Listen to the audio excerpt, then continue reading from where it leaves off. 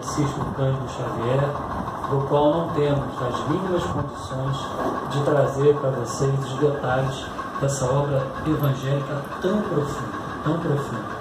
Para vocês fazerem ideia, essa parceria nessa encarnação entre Chico Xavier e Emmanuel produziram cerca de 450 livros, sem falar das mensagens, das cartas psicografadas e distribuídas, que dizem os companheiros lá de Chico Xavier que eram mais ou menos 1000 cartas psicografadas por semana.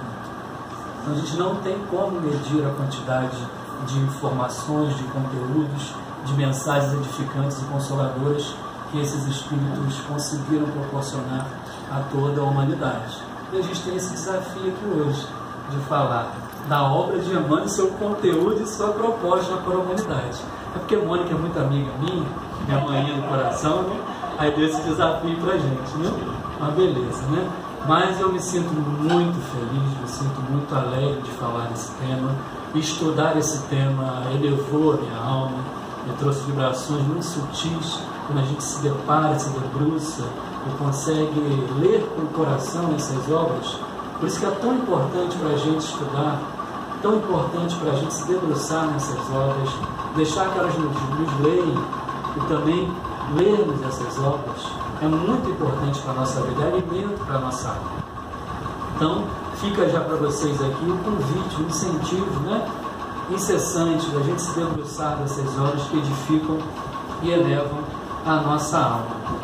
Na semana passada, Luiz Felipe falou sobre a obra de André Luiz, também seu conteúdo e proposta para a humanidade, e vamos dar prosseguimento, pedindo licença ao Espírito de Emmanuel, porque a gente vai falar da sua vida e de sua obra um pouquinho, né? Mas como ele já concedeu a licença, né? Então vamos dar sequência. Vamos lá. Nós hoje queremos abordar com vocês esses 6 tópicos, até 00:30, tá bom? Quem foi Emmanuel? Emmanuel e Chico, a relação de Emmanuel com Paulo de Tarso. Vocês desconfiam de alguma coisa? A relação de Emmanuel com Jesus, o compromisso de Emmanuel com o Evangelho e o compromisso de Emmanuel com o Brasil. Então, durante as nossas falas, eu tenho aqui 62 slides para apresentar para vocês. Todo o material, claro que a gente não vai apresentar os 62, tá? O material que eu preparo sempre é para distribuir a todos, está salvo aqui no computador.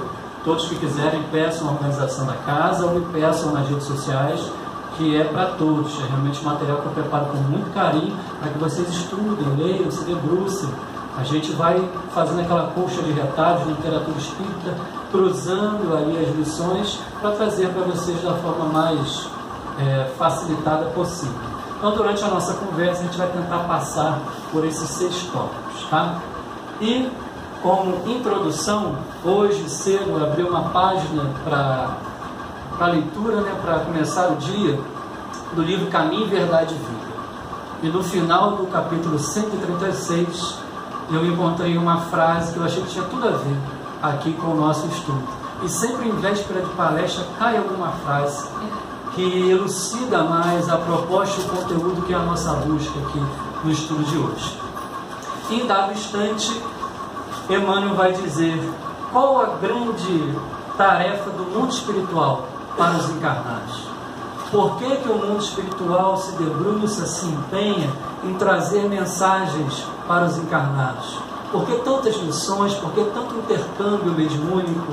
Por que tanta relação entre os dois planos, seja no espiritismo, seja no espiritualismo, ou em outras filosofias, doutrinas, religiões?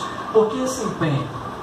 E Emmanuel vai dizer no final desse capítulo o seguinte: porque é preciso ensinar os homens a ler os sinais divinos que a vida terrestre contém em si mesma, iluminando-lhes a marcha para a espiritualidade superior. Então há um objetivo geral de nos ensinar a ler os sinais divinos,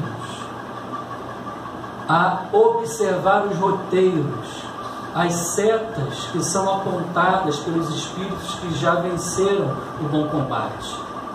Então há um adestramento do nosso olhar, do nosso ouvir, da nossa observação perante a vida, de que a gente aprenda a ler esses sinais divinos, aprenda a identificar para onde que eu tenho que ir, se é para aqui ou se é para lá, se eu estou indo bem nesse caminho ou se eu preciso mudar a minha rota, converter, mudar a direção da minha caminhada. Então a lei vai utilizar de vários instrumentos para que a gente aprenda a ler os sinais. Um sinal divino pode ser um companheiro de caminhada, um sinal divino pode ser uma palestra, um sinal divino pode ser uma enfermidade, um sinal divino pode ser uma leitura edificante que a gente faça de uma obra.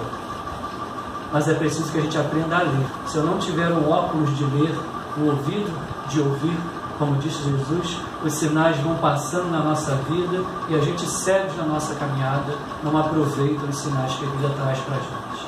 Então há um objetivo geral de desenvolver órgãos, de desenvolver em cada um de nós uma observação mais acurada, um senso maior de observação da vida, para que a gente leia esses sinais e consiga caminhar com segurança na vida. Imagine se a gente sair daqui hoje, pegar essa estrada de retorno a Niterói, que é o meu caso, nosso caso é de Filipe, e se não tiver nenhum sinal de trânsito regulando a estrada, seria fácil o retorno? Se não tiver o semáforo, se não tiver as linhas que demarcam o asfalto, se não tiver as setas de curva, seria muito difícil. E, infelizmente, a maioria de nós caminha assim perante a vida, sem observar, sem se importar em distinguir o que são esses grandes sinais da vida. E a espiritualidade superior tenta fazer isso o tempo todo, fazer com que a gente leia esses parágrafos da grande lei divina. Então a gente precisa ficar atento. E eu trouxe então, dando continuidade à palestra do Filipe, uma frase de André Luiz, para a gente verificar como é que André Luiz chegou ao plano espiritual. Será que ele observou em sua vida, enquanto encarnado, os sinais divinos que ele recebeu dos companheiros de jornada, da vida? Olha o que ele vai dizer. Isso sirva de alerta para o nosso coração. Não desenvolvera os germes divinos que o Senhor da vida colocara em minha alma. Sufocara-os criminosamente no desejo incontido de bem-estar. Não adestrara órgãos para a vida nova. Era justo, pois, que aí despertasse a maneira de aleijado ou como mendigo infeliz. O companheiro André Luiz permaneceu em torno de 8 anos em zonas umbralinas e olha o testemunho dele. E essa frase é muito marcante. Ele não adestrou órgãos para a vida nova. Chegou na vida nova sem olhos, sem ouvidos de ouvir, aleijado do espírito, mendigo e infeliz. Porque durante a vida encarnada não aproveitou, não se preocupou com os sinais divinos e chegou lá, cego da grande realidade do espírito. Então o companheiro Aulos, um espírito muito querido no livro Mecanismos dos Domínios da Mediunidade, ele diz que os espíritos estão querendo inaugurar a era do espírito. E para que a era do espírito seja inaugurada, é preciso que a gente tenha órgãos mais desenvolvidos para perceber que somos espíritos imortais. Não somos um corpinho só de carne. Nossa vida não começa no berço e cessa no túmulo. Somos muito mais do que isso. E a gente precisa, enquanto encarnados, ler esses sinais, desenvolver órgãos, adestrar sentimentos, para que a gente viva com mais proveito perante a vida. É um alerta muito importante para a nossa alma, para mim, para todos nós, encarnados e desencarnados que aqui estamos. E vamos seguir então agora com Emmanuel. Eu gosto de chamar de titio Emmanuel. Eu vou aproveitar hoje a ligação que o Jorge me fez, né, Jorge? Eles estavam lá em Pedro Leopoldo, né, essas semanas. Vanderlei também, Vanderlei não está aí não, né? Não está não, né? E ele me falou no telefone que ele se sente afilhado do Chico, né, que Chico é o padrinho dele, né? Então todos nós somos afilhados de Emmanuel e de Chico. Deixemos que eles sejam nossos padrinhos, né? Tão gostoso ter essa proximidade com eles. Então a gente precisa, meus amigos, desenvolver esse novo olhar. um novo olhar perante a vida. Essa é a ideia dessa introdução. Novo olhar. Olhos do espírito, olhos da alma. Sentir com o coração. Observar a vida com proveito. Adestrar órgãos, como disse André Luiz. Então vamos às reencarnações de Emmanuel. Selecionamos apenas algumas, tá? Há informações de outras encarnações, mas aquelas mais seguras são as que eu trouxe para a gente conversar. Então, a primeira delas, ele foi um cônsul chamado Públio Cornélio Lentulus Sura, que está na obra há 2000 anos. A primeira obra daquele romance de Emmanuel, há 2000 anos, 50 anos depois, Ave Cristo, Renúncia, Paulo Estevão, a gente vai mostrar um pouquinho, mas a primeira que a gente sabe, que ele próprio relata, é que ele foi um cônsul, Públio Cornélio Lentulus Sura, tá? E ele, nessa encarnação, não aproveitou os grandes sinais divinos, não aproveitou a sua encarnação.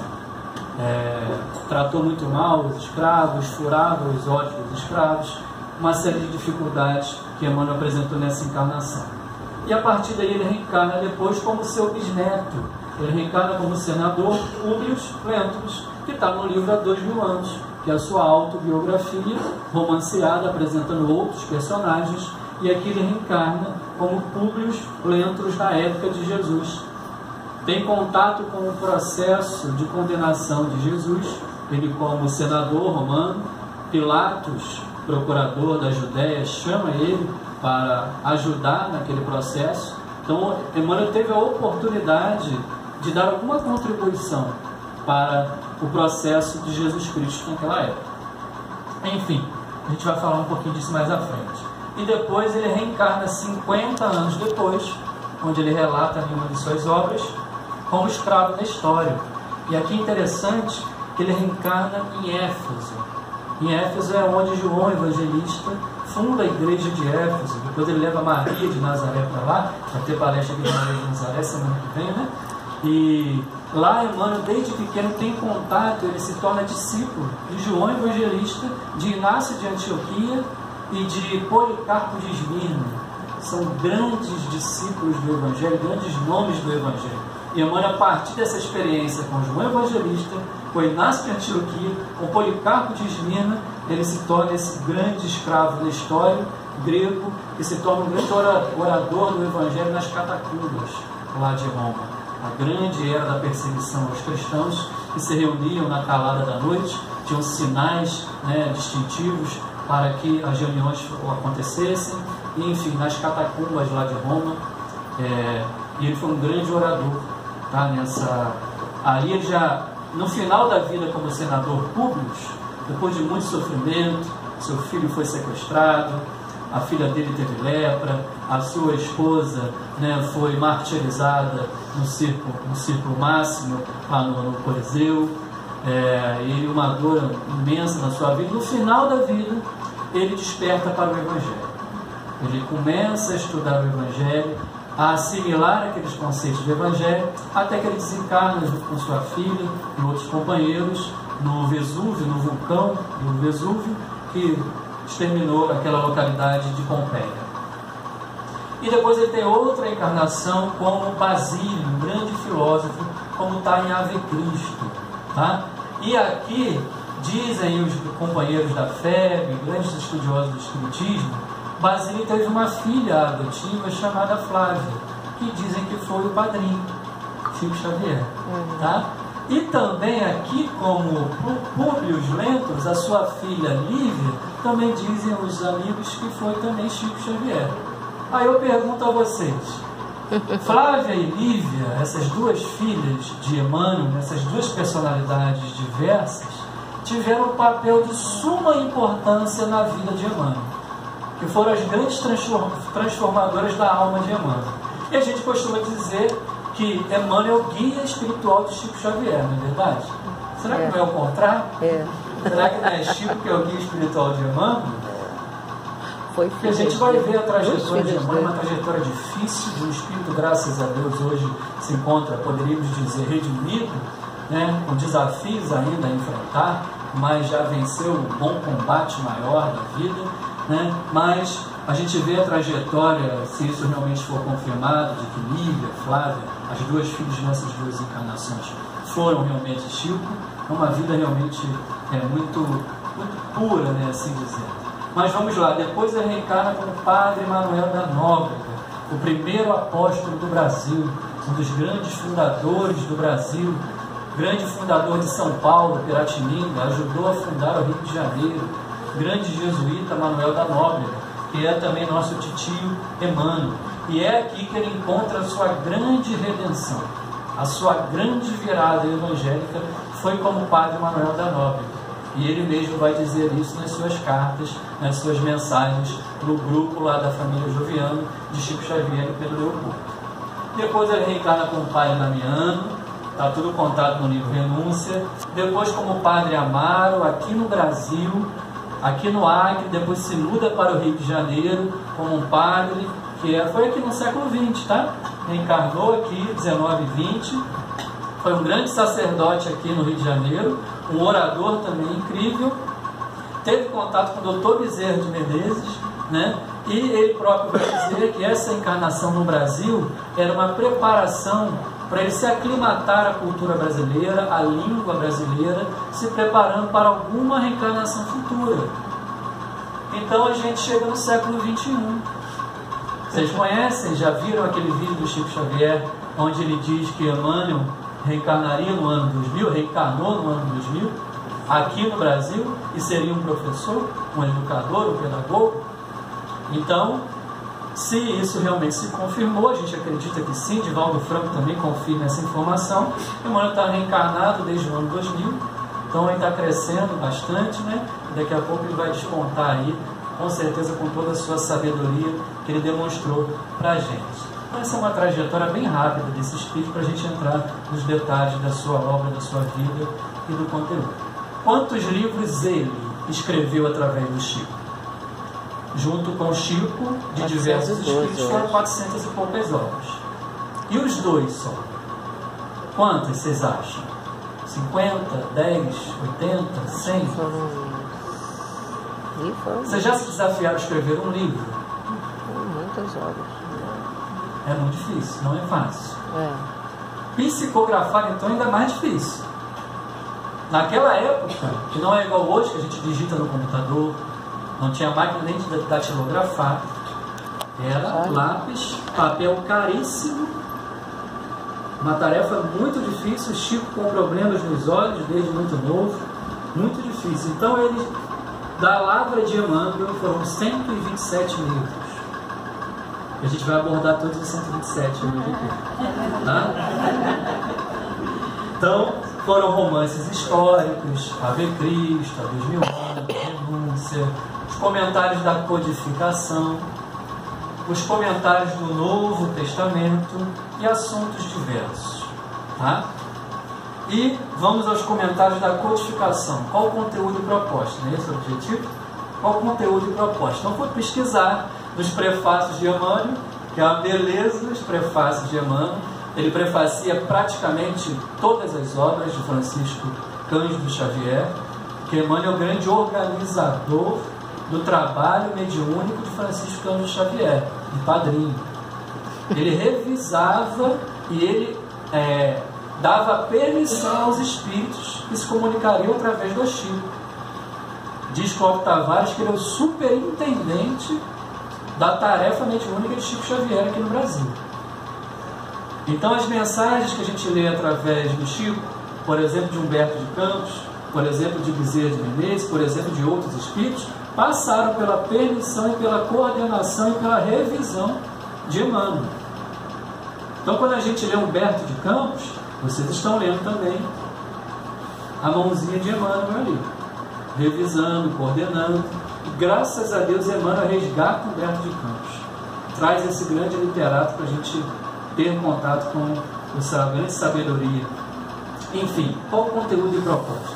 Aqui eu trouxe para vocês 5 livros que comentam a codificação por diversos espíritos, coordenado por Emmanuel. Então vamos ver aqui André Luiz, Humberto de Campos, Joana de Andes, Bezerra de Menezes, Nenê, diversos espíritos comentando a codificação. o Evangelho segundo o Espiritismo, o Livro dos Espíritos. E cada livro desse aqui foi lançado no centenário de um dos 5 livros do Pentateuco. Por exemplo, a Gênesis fez 100 anos, eles lançaram um livro. O Livro dos Médios fez 100 anos, eles lançaram o Livro dos Médios, o Seara dos Médios. Justiça Divina, comentando a Gênesis, e por aí vai. Então, quando fez 100 anos, eles psicografaram um livro em conjunto, coordenado por Titi Emmanuel. E aqui eles comentam a codificação, interpretam lições, questões da codificação.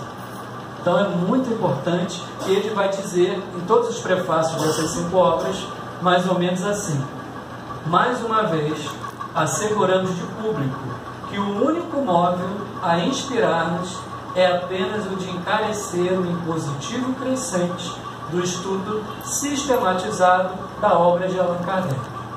Ou seja, os espíritos superiores também estudam a codificação. Alguém aqui não estuda a codificação?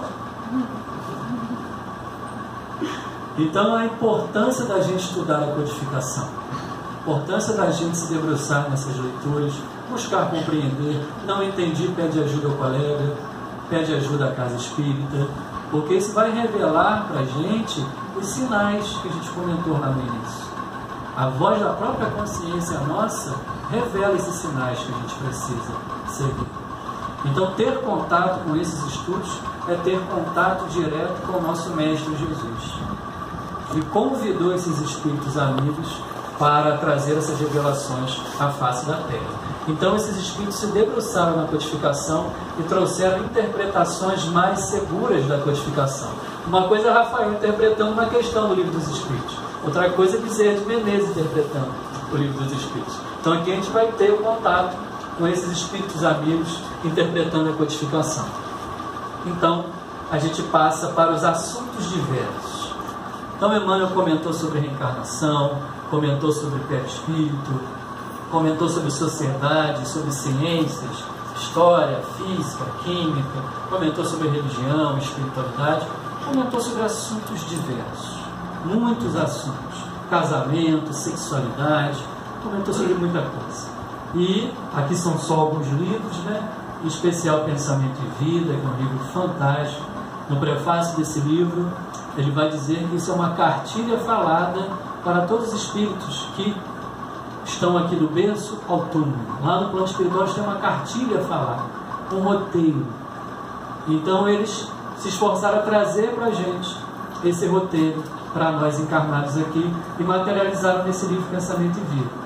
Então o livro roteiro, rumo certo, olha só, sempre falando de roteiro, de rumo certo, de caminhada, de apontar no sinal, vida e sexo, a caminho da luz. E qual o conteúdo e propósito desses assuntos diversos? Um monte de coisa, né, gente? A gente aqui vai trazer só alguns detalhes, né?